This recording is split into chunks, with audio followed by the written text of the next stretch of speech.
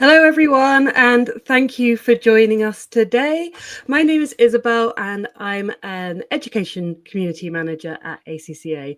And I'm really delighted today to be joined by a special guest. So, Evie has joined me today. She is an ACCA affiliate, and she completed her ACCA exams last December. So, she knows exactly how you're feeling right now. The reason that we've come together to chat with you today is because we know that the week before exams is just absolutely you're busy trying to get all of the things in order, at the same time manage your nerves, everything. It must feel overwhelming. So don't take it from me, take it from someone who's been through it. Hi Evie, thank you so much for joining us today. Hello, thank you so much for having me as well. It's great opportunity to talk to current students about where they are a week before their December exam. Yeah, so this was you this time last year. So I've got a short list of questions for you, and it would be great to hear, how you maximised your final week before exams. So, what do you think, and what worked for you?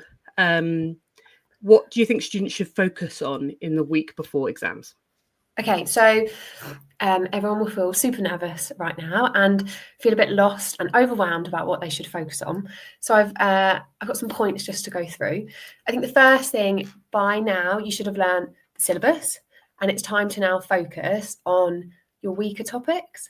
And although it sounds uncomfortable and it's more tempting to stick to areas that you are more comfortable or confident in, I'd say, sorry, cough. Sorry. So, all good. It's that time of year, Isn't it? So I think it's really tempting to focus on the areas that you are confident in, but focusing on weaker areas will make such a big difference. Just because although you are comfortable and confident in all these areas and you potentially wasting time as such. So I think focusing on those weaker areas, just little sections, will really help. Sorry, I'm just going to cough. No, you. It is winter in the UK, so we are all going to start coughing very soon if we're not already. So yeah, weaker areas, and just try and be a bit realistic. But I think secondly is your strategy. So you have got a week left, so you should have roughly know the layout of the exam you're going to be sitting, and you should have read the examiner's report. And another tip would be to know your marks versus minutes. So every exam has so many marks in it, but you also have so many minutes as well. So making sure that you're comfortable with, how many marks per minute that you can get in the time allocated. I think without this, you could be pushing certain questions and utilising too much of the time that you have available. So another kind of strategy would be to understand how you're going to be going into that exam and where you'll be starting. So for example, you'll have some perhaps 40-mark questions in the later papers and some 5 marks, 8 marks. Personally, I always started with the smaller marks, so the 5 to 15-mark questions in the exam. I think this just helped with nerves. And I think naturally, although we know we have an exam coming up and you think that you're going to go into the exam really positive, but just being able to be kind to yourself in the exam with the strategy of actually, I'm going to start with some questions that I know are going to be quick and not simple, but because they are smaller marks, you've obviously got less minutes to be able to focus on them. And just giving yourself some time to kind of settle into the exam environment. Personally, I sat the majority of my exams in the same place. So it kind of helped with that confidence of knowing where I was going, the travel details, things like that. But with the exams that I couldn't sit in my normal, regular kind of location, allowing myself to be in the exam for 15 minutes and focus on certain areas or questions which were smaller, kind of built my confidence and then allowed me to perhaps save some of those minutes, which are marks, for the larger questions later on to give me some more time so I could have that breather and feel a bit more human in the exam. Because 3 hours in an exam, or some exams, can be a really long time, and you're halfway through and you think, I've still got an hour and a half. So just taking a step back and really understanding the strategy of what you're going to be doing when you go into the exam. And I think thirdly, the point of what you should be focusing on is your health and well-being as well. Obviously, I have a bit of a cold right now, but don't neglect yourself. And I think balance is key. Early on in my studies, like my first couple of exams, I would really perhaps put a lot of pressure on myself the week before my exam, and actually taking a step back and understanding, well, I've learnt the syllabus, I've read the examiner's report, I know the layout of the exam, I know perhaps easy marks to get, so those 5 to 10 mark questions just to set on my nerves, really helped with the balance. So try not to, it sounds really hard to say it, but try not to burn out a week before your exam, because the only thing that can happen, or perhaps the one negative, is that you don't get the marks you needed and you do need to resit. But that's okay, because as long as you don't give up, you haven't technically failed. And I think that really pushed me throughout all my exams, is that you can't fail if you don't give up. So yeah, I think those would be my 3 main areas to focus on a week before your exam. Yeah, it sounds very much like you spent the time kind of like emphasizing in your mind what your exam strategy was, making that clear, working out what you're going to do on exam day. And you did mention as well about knowing the exam center well, and maybe we'll come on to that in a minute when we talk about, managing stress and nerves, because I think it does help as well, knowing, or being able to envision what you're going into in terms of the exam.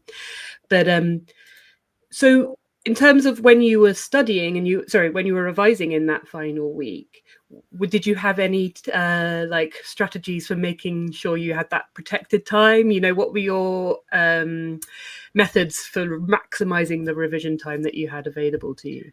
So I think planning ahead was a huge thing, and I hopefully there's other students out there that were like me. I loved like a timetable and kind of something visual, so I could see where I needed to focus or what I needed to focus on. It's great being able to plan ahead and say, well, I've got work 9 till 5, and then I have some dinner and a bit of socialising, and then I've got this hour block. It's great at that, perhaps 5 weeks before your exam is just blocking out and then kind of going with the flow. But I think a week before your exam, you really need to set what topics you're going to revise. So perhaps in the syllabus, there are 6 main areas. Make sure you have covered all of those, but be realistic. So plan ahead and be realistic. So structure your time to make sure you can get the most out of every minute available. It doesn't mean that you can't be a human, but I think sacrifice perhaps in the last week before your exam is quite key. Normally I would say making sure you don't say no to like dinner with your friend or breakfast or something like that, but actually a week before your exam, I think that's a key part, is to be realistic and say, well, next week I won't have any revision commitments, I do need to focus. I think another thing, making the most out of your revision, would be the resources available. So depending on who your study provider is, you will always have the ACCA portal and platform and resources available. And finally, I would say find a technique that works for you. So for me personally, I loved flashcards and quizzes because they were quick. So perhaps I had an hour in an evening and I would say, well, I'm going to spend 10 minutes on flashcards, 10 minutes on quizzes, and then the flashcards that I wasn't sure of, I'm actually going to go back for another 10 minutes. Practice papers, perhaps group study sessions, depending on how you work best. For me personally, the week before my exam, I was on Teams to one of my fellow students constantly, and we'd be quizzing each other. And that's just something that helped me. But if it wasn't someone from my college or the study community, it would be my mum or partner I would kind of drag into the session with me. But yeah, I say focus, plan ahead, be realistic, make sure you're utilising all the resources that are available to you. I think it's so important to emphasize, and I always make this point every time we get to this stage in the exam cycle, but you've touched upon it there, is like quality is better than quantity. And so when you've planned ahead and you've protected this time for your revision activities, whether it be things like flashcards and stuff, which sound like a great idea, it's all about avoiding cramming and overloading yourself and feeling stressed. It's about, making sure that these sessions, no matter what they involve, are quality study time instead of, panicking, flapping, and just kind of reaching to every study book available to you. So I do completely agree. So I wanted to mention, actually, we had a comment from someone, I think her name's Sabina, and it leads us on to the next question quite nicely. So unfortunately, she's feeling very stressed and a bit hopeless. And I think that's such a common feeling. And of course, it's going to heighten at this point because this is when the real nerves kick in. The exam suddenly becomes a real thing that you are going to do. Yeah. So you're not alone, Sabina. This is a very common thing. So Evie, I don't know, did you experience nerves and stress? And if so, how did you combat that? I think we all do, because it's such a human like emotion and reaction, and I think your body just takes over sometimes, doesn't it? Where you can feel, even if it's not physical, it could be emotional as well. I mentioned earlier being kind to yourself.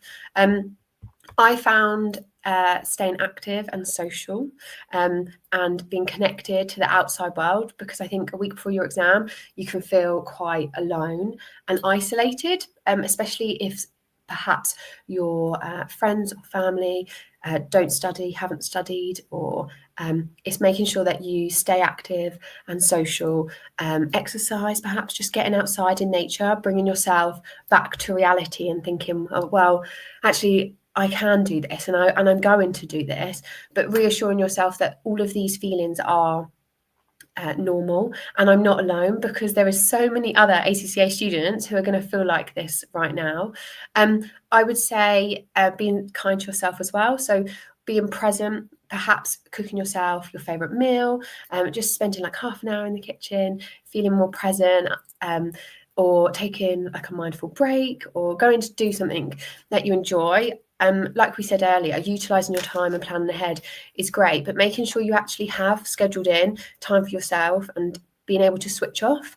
So study until midnight and then going to bed at 1 o'clock in the morning and waking up at 6 for work isn't allowing yourself real rest and allowing your body to reset, ready for the next day. So perhaps if you've had a bad study session, you finish it early and you say, no, I need to switch off now, I'm going to start again tomorrow. So yeah, I think just listening to yourself, resetting, make sure you're present, and yeah, grounded as such. It's so true. And I think it's also important to, like, I think we all know when we're kind of reaching the point of being unable to consume anymore. You reach a point where you're like, this isn't working anymore. I need to either switch the activity I'm doing, or I need to, like you say, prioritize rest now, because there is no point, like you say, staying up until 1 o'clock in the morning and just knocking yourself back in terms of being rested and productive the next day. So true. And just going back to something you mentioned earlier about knowing the exam center and stuff, obviously it is really, really important to know what's going to happen on exam day. If it is a new center, we always recommend students take some time to plot their route, make sure they know where they're going, and so that there aren't going to be any surprises on the day. I'm based in London, so I know what surprises the underground network can throw up sometimes. So make sure you're on top of, if you are taking public transports, everything you can do to remove unexpected issues on the day will help bring down those nerves and mean that you are able to just focus on yourself and the exam. I could talk to you for ages, Evie, but unfortunately we will have to wrap up shortly. So do you have any final advice and thoughts you want to share for students who are going to be sitting their exams next week? I would say stay positive as much as you can, be kind to yourself, but also reach out to other students, perhaps tutors, and anyone in your study community, because they have either been there and done that, or they're going through the exact same thing that you are going through right now. They might not be going through the same exam, but they've it's the nerves and the revision, and so the topics are completely different. They are still in the same situation as you. So I think just keep reaching out, using the resources available, stay positive, stay calm, and just be kind to yourself. And I think you, Evie, are such a good example of, I know there were ups and downs on your study journey. It wasn't always straightforward, but you've made it, and you are now here chatting to us about your last exam that you did in December. So everyone, bear in mind that even if it's not straightforward, even if it's not easy, you will get there. You just have to keep on going. And Evie's shared some really brilliant advice that hopefully will help you all in this final week ahead of your December exams. So thank you so much. I've seen some people in the comments saying, go away and get yourself a cup of tea, Evie. So I will. Thank you. There was lots of sympathy in the comments for your cough. So thank you so much for joining me, Evie, and thank you everyone who's been watching. I really do wish you the best of luck next week. You've got this. Look after yourself. Make sure you're prioritizing quality study over cramming, and like Evie said, reach out to others if you need support. Evie, I think you have given me some information about where people can find out more about you after the session, so I'll include that in the description as well. So thank you so much, everyone. Thank you, Evie. Good luck. Good luck, everyone. Good luck.